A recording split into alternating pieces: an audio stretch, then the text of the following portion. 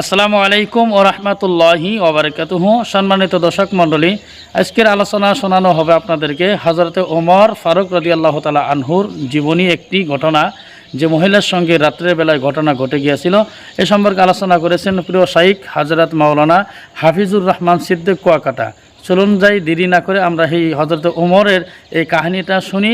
অবশ্যই এই কাহিনীটা যদি আমরা মনোযোগে শুনি, অবশ্যই আমরা আমাদের ব্রেন এবং অহংকার এবং হিংসা দূর হয়ে যাবে ইনশাআল্লাহ। চলুন যাই, সেই কাহিনীটা আমরা শুনে নেই। ওমরে ফারুক রাদিয়াল্লাহু তাআলা আনহু অর্ধ জাহানের খলিফা।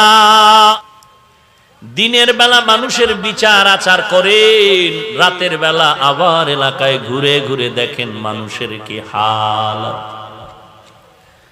এক এলাকায় জঙ্গলার পাশে গিয়ে দেখেন একটা ঘরের কিনারায় আগুন জ্বলে। আগুন ওমর পাশন থেকে দাঁড়ায় দূরত্ব বজায় রেখে তাকায় দেখতেছেন বৃদ্ধা এক মহিলা পাত্রের মধ্যে পানি গরম করে, আর পায়ের পার্শ্বে মাটির উপরে কিছু ছোট ছোট বাচ্চারা ঘুমিয়ে আছে।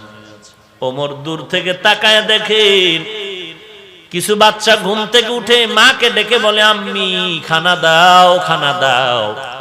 মা সান্ত্বনা দেয়, একটু ঘুমায় থাক, খানা রেডি হচ্ছে, অপেক্ষা কর। আবার বাচ্চাগুলো কান্না করে করে করে করে ঘুমায় গেল।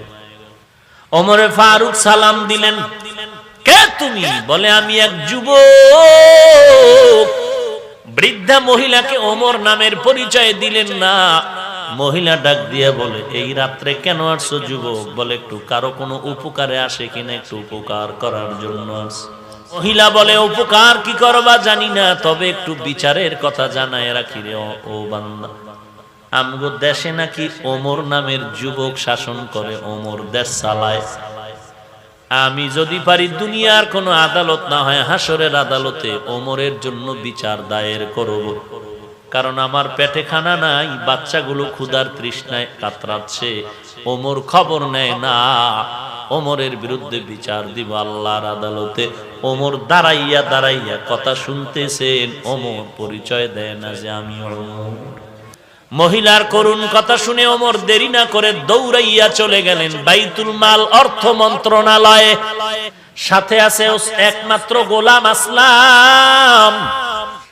আটার বস্তা বের করে ওমর ডাক দিয়ে কইরে, আসলাম, আটার বস্তাটা আমি ওমরের মাথায় তুলে দাও।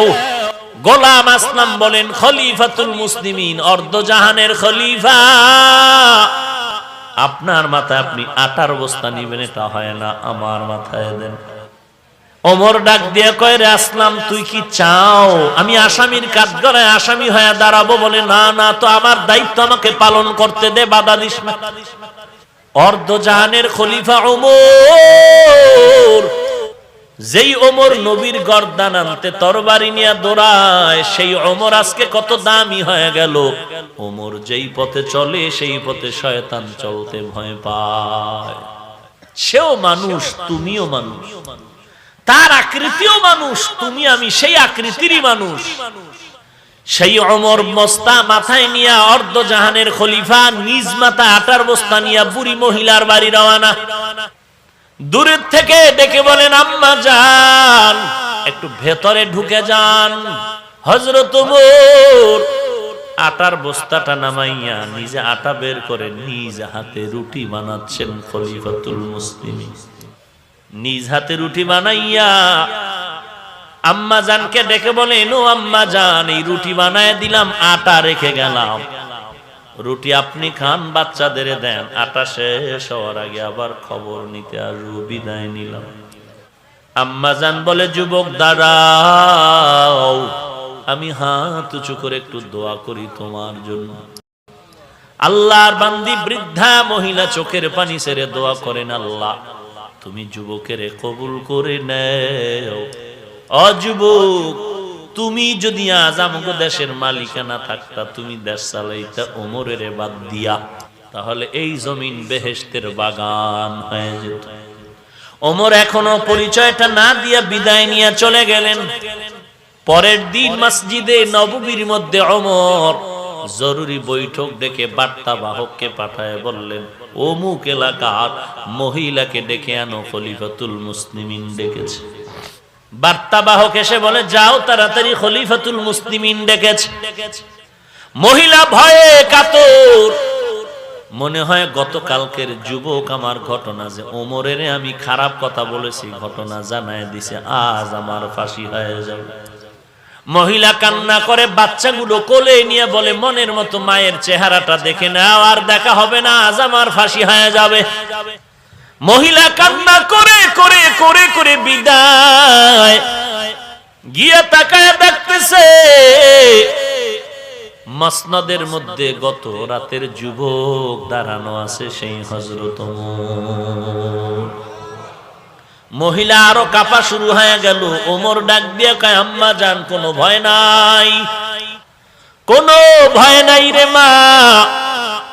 একটা পাগড়ি, লম্বা পাগড়ি ওমর হাতে নিয়া একটা মাথা দিয়া নিজের গলায় পেঁচাইলেন, আর পাগড়ির অগ্রভাগ দেখে বলেন, আম্মা জান, এই মাথা আপনার হাতে নিয়া আমি ওমরের বিচার করেন, ফাঁসি দেন আর যা করেন, কারণ আজ আপনি আসামি না, আমি ওমর আসামি, সময় মতো খবর কেন নিতে পারি না?